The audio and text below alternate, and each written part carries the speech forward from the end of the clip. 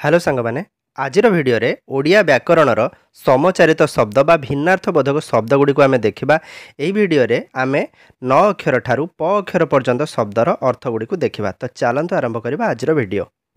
तो प्रथम शब्दटी हूँ निबार। न रे हर्षईकार बार निबार अर्थ हूँ बारण बा बारण करवा बा विरोध करवा। आ गोटे हूँ न रे दीर्घईकार बार निबार अर्थ हूँ बालुंगा घास। जमती कि बिलरे आमे धान चाष बेले देखिथिबे धान भली देखा जाउथबो किंतु ताहा धान गछ हेई नथिबो। सेई बळा जो गछ गुडी को बा घास गुडी को आमे बालुंगा घास बोली कहंती। तो तार अर्थ होची निबार। तापर शब्दटी होची नीति। न रे हर्षईकार ती नीतिर अर्थ होची प्रतिदिन बा दैनिक। आ गोटे होची न रे दीर्घईकार नीति र जो अर्थ होची नियम। जेमति हमर अछि नीति नियम सेई नियम। तापर होची निर्धन आउ निधन। निर्धनर अर्थ होची धनहीन बा जो गरीब बा जो मानकर धन क्षय हो जाए ताको निर्धन कहती। आ गोटे निधन निधन माने होची विनाश जेकोसी जिनसर विनाश बा नाश। तापर गोटे होची निधान आउ निदान। निधानर अर्थ होची आधार बा भंडार। जेमिति कि आमर आमे कहि परिबा जेमिति ईश्वर करुणार निधान बा ईश्वर करुणार भंडार जोटा कह जाए सेटा। आ गोटे होची निदान। निदानर अर्थ होची मूल कारण जेकोसी घटनार मूल कारण को निदान कह जाए। तापर गोटे शब्द होची पट आउ पट।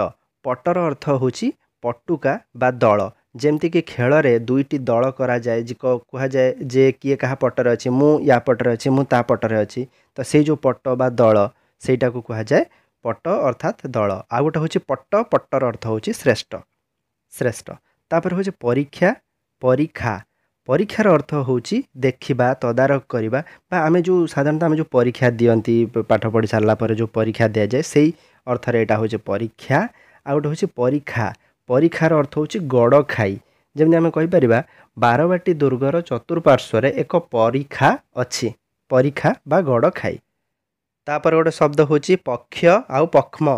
पक्षर अर्थ होची 15 दिन प्रति 15 दिन को गोटे पक्ष बोली गणा जाए। जेमति हमर सप्ताह पक्ष मास सेमती सप्ताह होची 7 दिन पक्ष होची 15 दिन मास होची 30 दिन।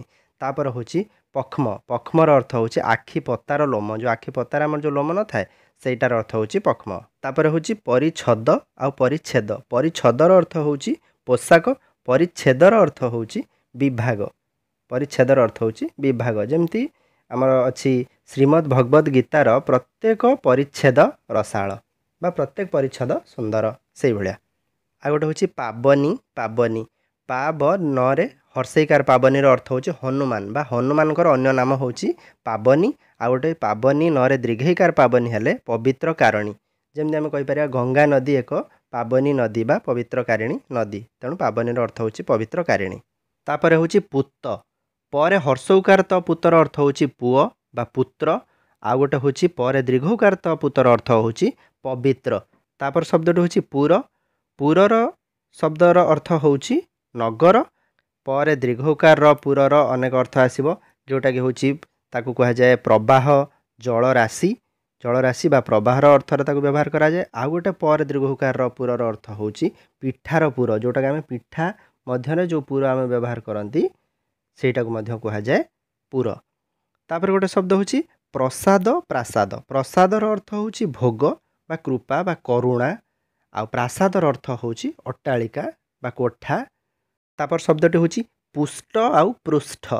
पुष्टर अर्थ होची मोटा जेमति कहा जाए हुष्टपुष्ट मोटा बा पालित। आर दीटा अर्थ मोटा आउ पालित। आ गोटे होची पृष्ठ। पृष्ठर अर्थ होची पिठी बा पछ बा ताकू आ गोटे भी आमे कहि परिबा भूमि रूप जेमति कि पृष्ठभूमि कहा जाए जे एटा एई कार्यर पृष्ठभूमि। तो सेही अर्थ रे एटा को मध्य व्यवहार करा जाए। तापर प्रकार आउ प्राकार। प्रकारर अर्थ होची रकम बा किसम केउ प्रकारर बा केउ किसमर जेमति कहा जाए रकम। प्राकार होची पाचेरी पाचेरी। आ प्रस्थ आउ प्रस्थ। प्रस्थर अर्थ होची स्तर जेकोसी गोटे स्तर। आ प्रस्थ होची ओसार जेमति हमर दैर्घ्य प्रस्थ कहा जाए सेटा होची प्रस्थ। तापर होची पित्त। परे दीर्घईकार त पित्त। आ गोटे होची परे हर्षईकार द्वितीय त।